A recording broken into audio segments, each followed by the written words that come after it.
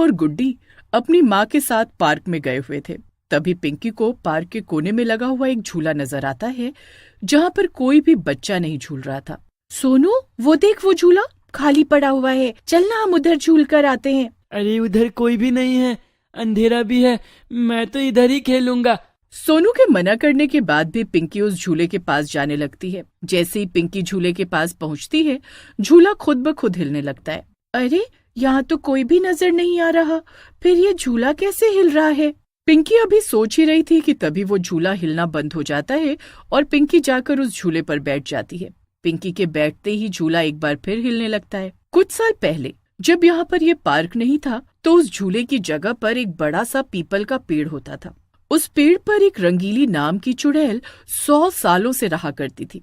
इस जमीन पर एक चिल्ड्रन पार्क बनेगा और उसी पार्क में ये बड़ा सा पीपल का पेड़ भी रहेगा। जल्दी से इस पार्क के प्रोजेक्ट पर काम शुरू करो। लेकिन सर, बच्चों के पार्क में ये बूढ़ा झुका हुआ पेड़ रखना सेफ नहीं होगा। अगर कल को ये पेड़ गिर गया तो बहुत बड़ा हादसा भी हो सकता है। इसीलिए मेरी मानिए तो ये पेड़ गिरवा दीजिए। बात तो तुम्हारी बिल्कुल ठीक है। बच्चों के पार्क में इतना बड़ा रिस्क नहीं ले सकते। तुम इस पेड़ को कटवाकर उसकी जगह एक अच्छा सा झूला लगवा दो, ये जगह भी यूटिलाइज हो जाएगी। जब पेड़ पर रहने वाली चुड़ैल ने ये बात सुनी तो उसे बहुत गुस्सा आया। मेरा पेड़ काटोगे तुम लोग? ये पेड़ मेरा घर है और मैं अपना घर किसी को गिराने नहीं दूंगी। जो इस पेड़ को काटने आएगा उसे मैं छोड़ूंगी नहीं। अगले दिन कुछ मजदूर पेड़ काटने आते हैं और कुल्हाड़ी से पेड़ पर वार करने लगते हैं। जैसे ही मजदूर कुल्हाड़ी से पेड़ के तने पर वार करते हैं, पेड़ का ऊपरी हिस्सा टूटकर मजदूर के ऊपर गिर जाता है। अरे मर गया रे! अरे बहुत दर्द हो रहा है, अरे कोई तो मदद करो। मजदूर के चिल्लाने की आवाज सुनकर उसके साथ काम करने आए मजदूर और अस्पताल लेकर भागते हैं। आज उनका काम मजदूर को चोट लग जाने के कारण रुक गया था। लगता है ये लोग ऐसे नहीं सुधरेंगे। आज इन लोगों का मैं ऐसा हाल बनाऊंगी कि इस पेड़ के पास आना ही भूल जाएंगे। चुड़ैल जाकर एक मजदूर को जोरदार तमाचा मार देती है। तूने मुझे थप्पड़ मारा ना? अरे तुम्हारा दिमाग खराब है क्या? मैं यहाँ पर अपना काम करने आया हूँ, तुमसे झगड़ा करने थोड़े ना आया हूँ। मैं तुम्हें झापड़ क्यों मारूंगा? देख, झूठ मत बोल, अभी अभी तूने मुझे मारा। अरे काम करने आने से पहले भांग चाट कर आए हो क्या? सुबह सुबह मेरा मूड मत खराब करो, जाकर अपना काम करो। हाँ, पहले मजदूर को समझ में नहीं आ रहा था कि आखिर उसके मुंह पर अभी अभी चाटा मारा किसने। तभी फिर से उसके मुंह पर जोरदार चाटों की बरसात हो जाती है। अरे कौन है यहाँ? कौन मुझे चाटे मार रहा है? कोई दिखाई तो नहीं दे रहा। पहला मजदूर अभी सोच ही रहा था कि तभी कुल्हाड़ी छीनकर चुड़ैल नीचे फेंक देती है। अभी अभी किसी ने मेरी कुल्हाड़ी मेरे हाथ से छीनी है। अरे कौन है यहाँ? दिखाई क्यों नहीं दे रहा? अरे जो भी है सामने आओ ना। क्या हुआ हरिया भैया? अरे आपको भी किसी ने झापड़ मारा क्या? अरे नहीं, झापड़ नहीं मारा, लेकिन मैंने साफ महसूस किया है किसी ने मेरे हाथ से कुल्हाड़ी छीनकर नीचे फेंकी है। कोई तो है यहाँ। मैं भी तो यही कह रहा हूँ ना भाई साहब, मुझे भी कोई बहुत देर से चांटे मार रहा है, लेकिन नजर कोई नहीं आ रहा। अरे भैया, हमको तो लग रहा है कौन भूत प्रेत का साया है इस पेड़ पर। भूत का नाम सुनते ही श्यामू और हरिया की डर के मारे घीघी बन जाती है। अरे भागो रे भागो, जरूर इस पेड़ पर किसी भूत प्रेत चुड़ैल का साया है। भागता कहाँ है? इधर आना, मुझसे मिलकर नहीं जाएगा। हरिया ने देखा पेड़ के नीचे एक खतरनाक चुड़ैल खड़ी हुई है। चुड़ैल को देखकर तो अब हरिया और रामू का सर चकराने लगा था। वो दोनों सर पर पांव रख कर वहाँ से भाग जाते हैं। हरिया और रामू ठेकेदार को जाकर पूरी घटना सुनाते हैं और दोबारा पेड़ काटने से साफ मना कर देते हैं। जब से पेड़ पर चुड़ैल होने की बात पता चली थी, कोई भी मजदूर उस पेड़ को काटने के लिए वहां जाने को तैयार ही नहीं था, जिस बात से ठेकेदार बहुत परेशान हो गया था। एक दिन ठेकेदार एक तांत्रिक को ले जाकर पेड़ के नीचे हवन करवाता है, जिससे घबराकर चुड़ैल उस पेड़ को छोड़कर सामने वाले पेड़ पर जाकर बैठ जाती है और कॉन्ट्रैक्टर पेड़ को काट देता है और पेड़ काटने के बाद पेड़ की जगह पर एक झूला लगाने के लिए मजदूरों से कह देता है। पेड़ काटने के बाद तांत्रिक और मजदूर वहां से चले जाते। मेरा पेड़ काट दिया, मैं किसी को माफ नहीं करूंगी।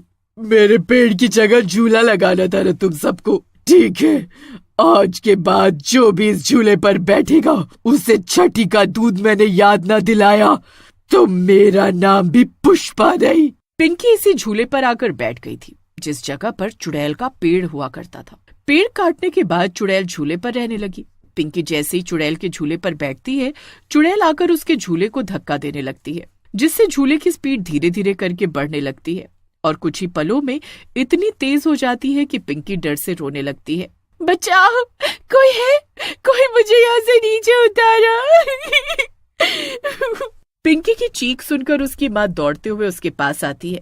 अरे बेटा, इतनी तेज झूला झूलने की क्या जरूरत थी? अगर अभी गिर जाती तो कितनी चोट लगती, कुछ पता भी है? माँ, मैंने तो झूले को हिलाया तक नहीं, पता नहीं कैसे अपने आप झूला इतना तेज तेज हिलने लगा। अगर आप मुझे बचाने नहीं आती तो मैं पक्का झूले से गिर जाती और मुझे चोट भी लग जाती। पिंकी को रोते हुए देख उसकी माँ उसे प्यार से चुप कराती है और बाकी बच्चों के पास ले जाती है। पिंकी जाकर सोनू के झूले को जोर जोर से धक्का देने लगती है। अरे पिंकी, क्या हो गया है तुम्हें? मेरे झूले को इतना जोर जोर से धक्का क्यों दे रही हो? अरे मैं गिर जाऊंगा, हटो यहाँ से। सोनू के शोर मचाने पर पिंकी को गुस्सा आ जाता है और वो सोनू को झूले से नीचे धक्का दे देती है। माँ देखो, पिंकी ने मुझे झूले से नीचे धक्का दे दिया। ये क्या कर रही हो पिंकी बेटा? तुमने सोनू को धक्का क्यों दिया? देखो उसे कितनी चोट लग गई है ना। माँ की बात सुनकर पिंकी वहाँ से हटकर दूसरे बच्चों के साथ जाकर खेलने लगती है। सोनू की माँ भी सोनू को चुप करा ही रही थी कि तभी पार्क में एक और बच्चे के रोने की आवाज सुनाई देने लगती है। ये देखो आंटी, ये पिंकी पार्क में सारे बच्चों को मार रही है। अभी अभी इसने गुल्लू को थप्पड़ मारा है और जब हम लोगों ने इसको अपने साथ खिलाने से मना किया तो पार्क में से उठाकर पत्थर मारने लगी।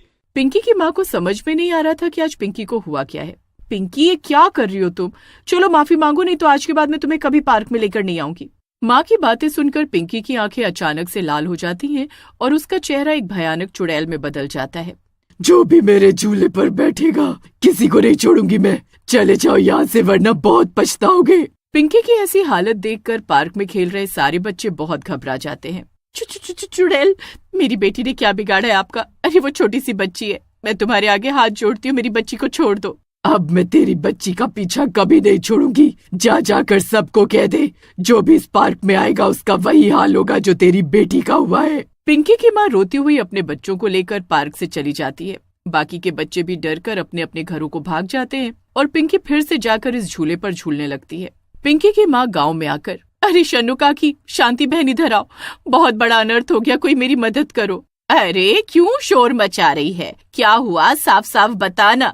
काकी, मैं अपने बच्चों को लेकर उस नए पार्क में गई थी, वहाँ पर पिंकी को एक चुड़ैल ने पकड़ लिया है। कोई मेरी मदद करो वरना वो मेरी बच्ची को मार डालेगी। अरे वो पार्क तो कल्लू ठेकेदार ने बनवाया है ना, उसी के पास चलते हैं, चलो। अरे पार्क में जिस जगह पर झूला लगा है उस जगह पर पीपल का एक बहुत पुराना पेड़ था। उस पेड़ के ऊपर कोई चुड़ैल रहती है, ये बात तो मुझे पहले भी पता लगी थी। मेरे मजदूरों ने बताया था कि उन्होंने भी उस पेड़ पर किसी चुड़ैल को देखा है, लेकिन मैंने तो वहाँ पर तांत्रिक को बुलाकर उस चुड़ैल को भगा दिया था। मुझे तो यही लगा था कि वो चुड़ैल अब वहाँ से चली गई। उस तांत्रिक को फिर से बुलाओ, अब वही मेरी बच्ची को उस चुड़ैल से आजाद करेगा। तांत्रिक पार्क में जाकर एक बार फिर से हवन करता है तो चुड़ैल पिंकी के शरीर से निकलकर उसके सामने आकर खड़ी हो जाती है। चला जा तांत्रिक, वरना इस लड़की के साथ साथ तू भी मरेगा। बच्ची को छोड़ दे, बच्ची ने तेरा कुछ नहीं बिगाड़ा। तू मुझे बता कि आखिर तुझे क्या चाहिए? जो तू कहेगी हम तेरी इच्छा पूरी करेंगे। मुझे तुम्हारी कोई बात नहीं सुननी है। वो पेड़ 100 सालों से मेरा घर था और तुम लोगों ने मेरा घर छीन लिया। अब मैं किसी को पार्क में नहीं घुसने दूंगी। अब ये पार्क ही मेरा घर है और जो मेरे घर में घुसेगा उसको भुगतना पड़ेगा। तुम पिछले 100 सालों से भटक रही हो। अगर तुम चाहो तो मैं तुम्हें मुक्ति दिलाने में तुम्हारी मदद कर सकता हूँ। तुम सोच लो, तुम्हें सदियों तक इस पार्क में भटकना है या मुक्ति पाकर इस दुनिया से मुक्त होना है? चुड़ैल को तांत्रिक की बात समझ में आ गई थी।